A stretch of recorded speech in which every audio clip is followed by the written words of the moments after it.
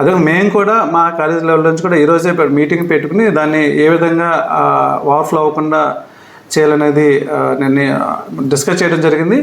ఇమీడియట్గా మేము ఒక 10-15 డేస్లో గోడ కూడా మేము ఎమ్మెల్యే గారి సహకారంతో కట్టించేసి, మున్సిపల్ కార్పొరేషన్ వారి సహకారంతో కట్టించేసి ఒక 10-15 రోజుల్లో ఇలాంటి సిచ్యువేషన్ పునరావృతం అవ్వకుండా మేము చూస్తామని మీకు తెలియజేస్తున్నాం. ఓకే సార్, కానీ ఇక్కడ మీరు గమనించినట్టయితే 10-15 రోజులు ఇది సాధ్యం కాదు సార్. ఎందుకంటే డ్రైనేజ్ పైన ఎక్కడా కూడా క్లోజ్డ్ లేదు, మొత్తం ఓపెన్ అయిపోయి తుప్పు పట్టేసి ఉన్నాయి. ఇది చాలా బడ్జెట్తో కూడిన వ్యవహారం.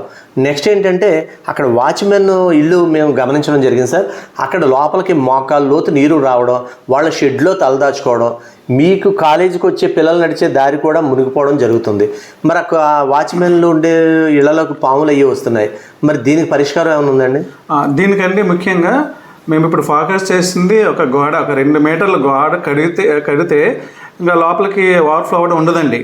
తర్వాత ఇప్పుడు మీరు అన్నట్లు దాని మీద కవర్ వేసారు, మెటల్ కవర్స్ వేసారు, అది పాడైపోయింది. అది చాలా ఖర్చుతో కూడింది. మేము అది కమిషనర్ గారి దృష్టికి తీసుకెళ్ళాము.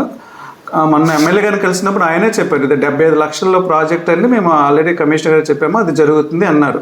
సో ఇమీడియట్గా మేమైతే మీరు అన్నట్లు వాచ్మెన్ల క్వార్టర్స్ అవి మునిగిపోతున్నాయి, లోపలికి వచ్చేసింది, మీ దారి కూడా మునిగిపోతుంది. గోడ కట్టేస్తే కనుక ఇది మాత్రం ఓవర్ఫ్లో అవ్వదు, క్యాంపస్లోకి వాటర్ మాత్రం ఓవర్ఫ్లో రాదు, చివరికి వాటర్ రాదు. అది మాత్రం మేము చేస్తాం, 10-15 రోజుల్లో చేసేయగలం. ఓకే సార్, ఇప్పుడు ఈ 10-15 రోజుల్లో వర్షం గట్టిగా వచ్చిందనుకోండి, ఈ సర్జికల్ వేస్ట్లు ఇవన్నీ వచ్చేస్తున్నాయి.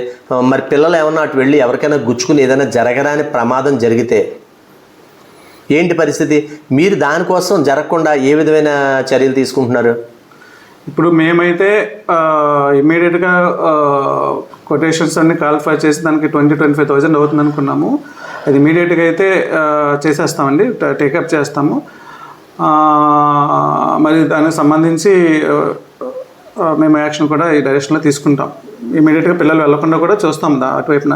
అండ్ ఈ సిల్ట్ యాక్చువల్లీ ఏం జరుగుతుందంటే ఓవర్ఫ్లో అయిన తర్వాత మీరు అన్నట్లు సర్జికల్ వేస్ట్ అది వచ్చేస్తుంది. నెక్స్ట్ డేనే మేము కార్పొరేషన్ వాళ్ళు, అది ఇన్స్పెక్టర్ గారు ఉన్నారు, శానిటరీ ఇన్స్పెక్టర్ గారు, వాళ్ళతో చేసేసి మేము బ్లేడ్ ట్రాక్టర్లతో అన్నీ తీయించేస్తున్నామండి. సో దానివల్ల పిల్లల్ని అది అయిన తర్వాత మేము ఎలా చేస్తాం. ఓకే సార్, మీరు తీయించేస్తూ ఉన్నారు, ఎక్కడికక్కడే గుట్లుగా సిల్ట్ అనేది ఉంది, మరి తీయించేస్తున్నానని చెప్పేసి అంటున్నారు. ఇప్పుడు అంటే నగరపాలక సంస్థ వాళ్ళైనా అశ్రద్ధ చేస్తున్నారా? అదేమీ లేదండి, మొన్న ఒకసారి తీశారు, మళ్ళీ నిన్న వర్షం పడడం వల్ల మళ్ళీ కొట్టుకొచ్చేసింది, దాన్ని ఈరోజు తీశారు. మేము కమిషనర్ గారితో మాట్లాడి, శానిటరీ ఇన్స్పెక్టర్తో మాట్లాడి ఏ రోజుకి ఆ రోజు నెక్స్ట్ క్లీన్ చేసేలా చూసుకుని పారిశుద్ధ్యం నిర్వహణ బాగుండేలా మేము చూస్తాం. ఓకే సార్, పిల్లల విషయంలో కూడా జాగ్రత్త తీసుకుంటారని ప్రజల తరఫున మేము రిక్వెస్ట్ చేస్తాం సార్. ఎందుకంటే ఈ నీడిల్స్ అవి ఏమైనా గుచ్చుకున్నాయంటే ఇబ్బంది. ఇప్పుడు మీరు వస్తున్న సిమెంట్ రోడ్డు ప్రక్కనే ఇంజక్షన్ ఇవన్నీ సిరంజ్ నీడిల్స్ అవన్నీ కూడా మేము గమనించడం జరిగింది.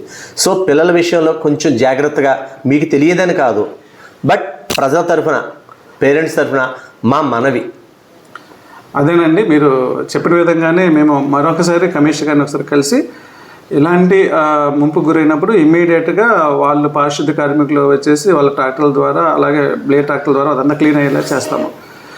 ముఖ్యంగా శాశ్వత ప్రాతిపదికన మళ్ళీ ఇలాంటి పునరావృతం కాకుండా మాకు 10 రోజుల టైం ఇస్తే మళ్ళీ ముంపు గురి కాకుండా మేము చూస్తాం.